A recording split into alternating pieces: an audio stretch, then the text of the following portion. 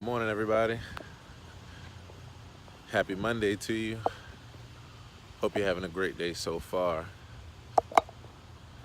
So, as you can see, or if you're watching this in real time, the time that's at the bottom of the screen, you can obviously see it's not 7:30 a.m. Eastern Standard Time. Life, parental duties, and the whole nine. I just came off of an incredible weekend of music and energy, good vibes, good people, good conversation. And I wanted to share that with you. And also, we talk a little bit today about peace.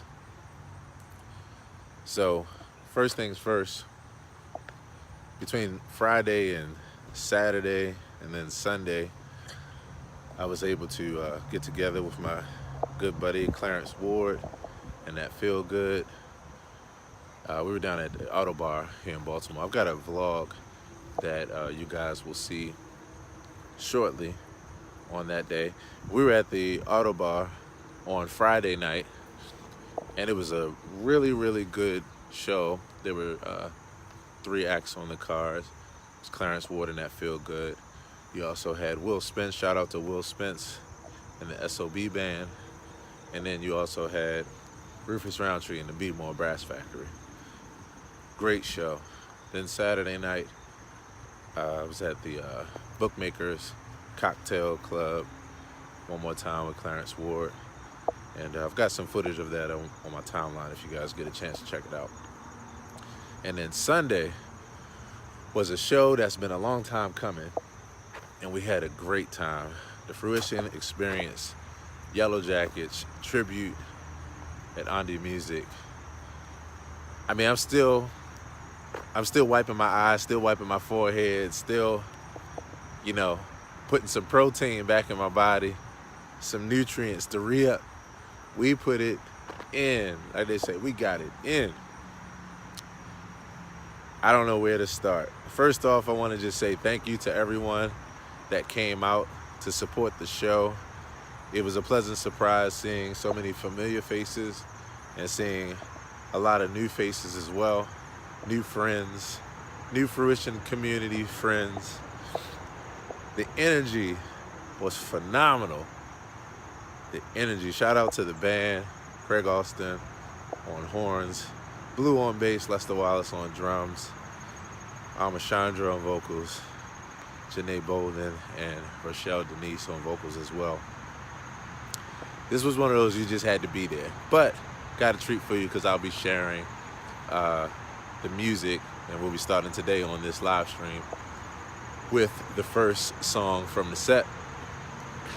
So, and that song, I chose that song today because it's linked with the thought for today, for this Monday morning, Mood Monday, and that's peace. That's peace. When I was young, I used to be, they used to have a nickname for me, and that was the Peacemaker. And that was because in every situation, I was the guy that was friends with the people that weren't friends with each other. I was friend with the bully and the innocent nerd kid. Hashtag proud nerd. But because of that, it made it be where, I always had a positive vibe, and people always liked being around me. And that was like, I guess you could say that was my gift for sure. That was my power. I always had the power of peace with me. So, with that being said, today's message is about peace. So, I'm going to share this song with you all. This is us covering Yellow Jackets' Prayer for Peace. Hope you enjoy. We'll be right back.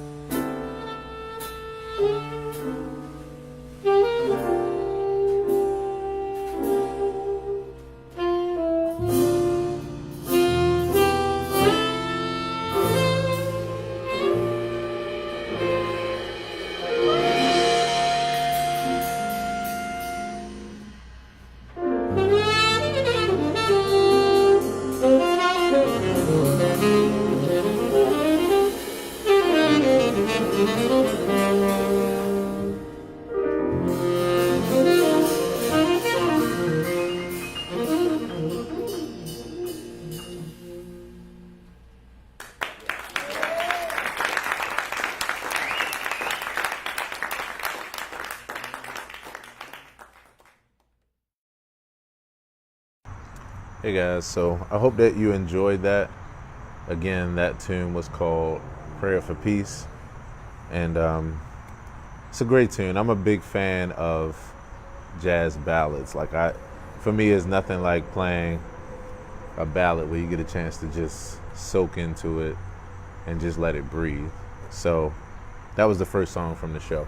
We have more to share with you. If you check out the link in the description, the full show as far as audio will be on our SoundCloud channel, and the video also will be on our YouTube channel as well. So I thought that song was appropriate for just the topic of peace today. I think the concept of peace is something that all of us can relate to, because all of us are either trying to strive to get it or to hold on to it if we have any measure of it, and to not let anybody take it or anything take it away. So it's something that I definitely strive for every day. So I've got a quote here, and just says, "Be selective with your battles. Sometimes peace is better than being right." And I remember when I was studying the Course in Miracles. If you guys aren't familiar with that, check that out. It's called A Course in Miracles. And there was a saying in there that it's, would you rather be loved? It's better to be loved than it is to be right at times. And I use the word sometimes because there's a time for everything. There's a time we need to shake things up and gain control, in a particular way. But for the most part, when it comes to dealing with humanity, when it comes to dealing with each other and coexisting in this world, and just dealing with our everyday circumstances, coping the best that we can with just the daily aspects of life, the ups and downs, the roller coaster ride of emotions, peace, being able to hold your peace and pick your battles, I think a lot of times is the better way. So, with that being said, I was telling you guys earlier that, and I don't know if you heard me, I noticed that my microphone wasn't pushed all the way into my phone, so hope you heard what I said in the beginning, but I'll just reiterate. I was saying that my nickname when I was a kid was the Peacemaker, and the main reason is that anytime there was, well, first off, I was friends with everybody. Part of it was because of my sense of humor, and the other part was I just was a good-natured and just peaceful guy. Shout out to Mom. She really, helped to instill that in me, to be fair, to be kind, to be as peaceful as possible. Don't let words get to you, and as much as possible just to stay in a positive place. She actually led by example in that way. So, shout out to my mom for that. But I think about the times when I was a teenager, and naturally growing up, you go through times where, depending on the environment you're in, I was in an environment where you had, I would say, what started to be like some gang activity and turf wars and some different things like that happening, and different neighborhoods representing themselves. And so where I live, there was a crew, and that was our neighborhood. And, it was all love and that kind of thing. I would say that for the most part, it was identity, just like any other kind of situation in life where you just had human beings relating on a particular tip. In this case, it happened to be that we lived in the same community. So, just like any other kind of tribal flow and that kind of thing. And it was mostly positive. But, you had those times where it was about the community protecting themselves against some other people. And so I think about times when, I was pretty much amongst it, but I was never fighting. I was never, in that. I was never about conflict like that. And one time I remember in particular that makes me chuckle is I had a girlfriend who I would say lived about 2 miles from where I lived, and she lived in another neighborhood, and it was one of those kind of just kids being kids. You from this neighborhood, you're from this neighborhood type of thing.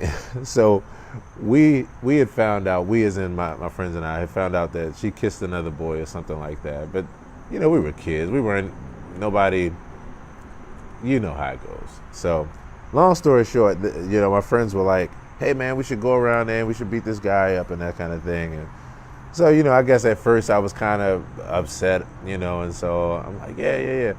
And then as soon as I realized they were actually serious, I was like, well, it's not that serious to me, Maybe we could just talk this thing out. That literally has always been my personality.